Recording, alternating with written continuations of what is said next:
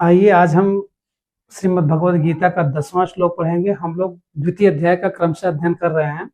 9 श्लोक तक हम लोगों ने देख लिया है। 9वां श्लोक संजय उवाच और 10वां श्लोक संजय उवाच। इसके पहले अर्जुन उवाच। संजय उवाच।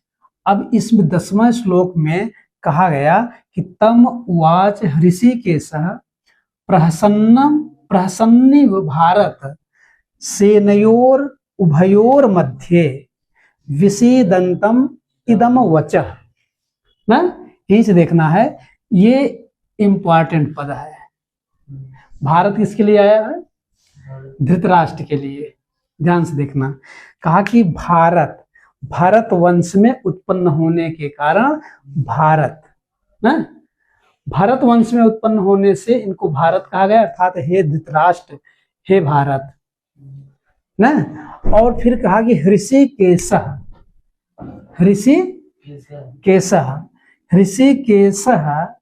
वचः उवाच। ऋषिकेशः वचः उवाच। ऋषिकेश अर्थात भगवान श्री कृष्ण वाणी को बोले। क्लियर? ऋषिकेशः उवाच, ऋषिकेश बोले। कब बोले, कहाँ बोले, कैसे बोले, देखते हैं।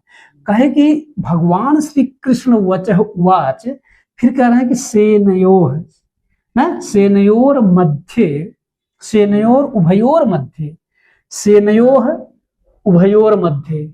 सेनयोः एक तरफ कौरव, दूसरी तरफ पांडव। इन दोनों सेनाओं, सेनयोर मध्य, मध्य बीच में, इन दोनों सेनाओं के बीच में, ठीक हुआ। इन दोनों सेनाओं के बीच में एक तरफ से कौरव और एक तरफ से पांडव, कौरव और पांडव। अब कहा कि इन दोनों सेनाओं के बीच में, राइट, कहा कि इन दोनों सेनाओं के बीच में, कहा कि विषीदन्तम इदम वचः उवाच ना। कहा कि विषीदन्तम कह, विषीदन्तम तम कौन? अर्जुनम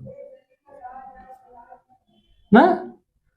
कहा कि विषादग्रस्त, विषाद शोक मोह से ग्रसित तम उस अर्जुन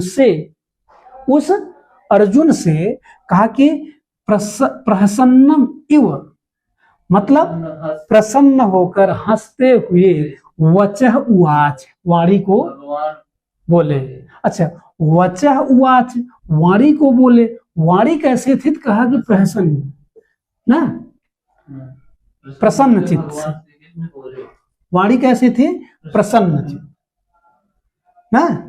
अब देखिए, अब कह रहे हैं कि तम किससे बोले? अर्जुन से बोले। अर्जुन कैसे हैं? विषीदन्तम तम। इसके पहले भी आ चुका है ना, विषीदन्तम इदम वाक्यम उवाच मधुसूदन। क्लियर?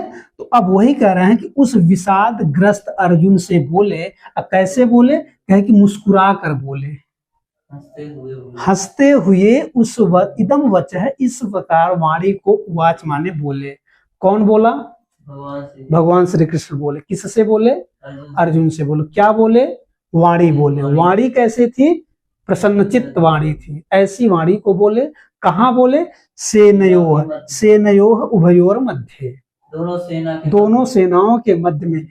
समस्या तो यही आगे खड़ी हुई ना कि एक तरफ कौरव, एक तरफ पांडव, बीच में दुर्योधन को, बीच में अर्जुन का रथ। अब इस स्थिति में अर्जुन आकर कह रहे हैं कि हम युद्ध नहीं करेंगे। तब ऐसे में मुस्कुरा कर बोले कि इस पगले को देखो कि बीच में आकर कह रहा है युद्ध नहीं करेंगे।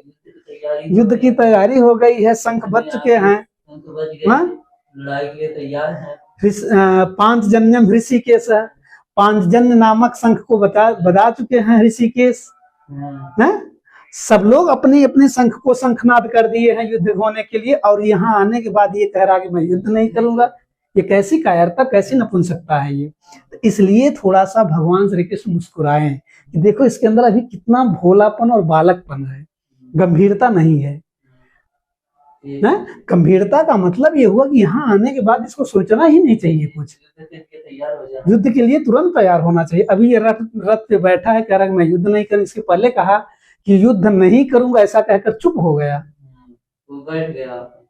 तो इसलिए कहा जा रहा है कि कहाँ का है भगवान श्री कृष्ण। सबसे मजे वाली बात है कि दोनों सेनाओं के बीच में बोले और थोड़ा मुस्कुरा कर बोले, इसके भोलेपन का देखो क्या है। इस अर्जुन को ऐसी स्थिति में, इस समय जहां अर्जुन खड़ा है, इसको तो बिना कहे युद्ध क्षेत्र में डट कर हिस्सा लेना चाहिए। क्यों? क्योंकि इसका धर्म ही है, इसका कर्म ही है, क्षत्रिय का धर्म है, क्षत्रिय होने के नाते इसको युद्ध में खड़े होना चाहिए। क्लियर ना? इसलिए कह रहे हैं कि भगवान श्री कृष्ण वचः तो वाच, लेकिन वचः कैसे? प्रसन्ना, हंसते हुए मुस्कुरा करके वाणी को बोले। कहाँ बोले? कहे कि सेना के मध्य में, सेना के मध्य में बोले। क्या बोले? वाणी को बोले। किससे बोले?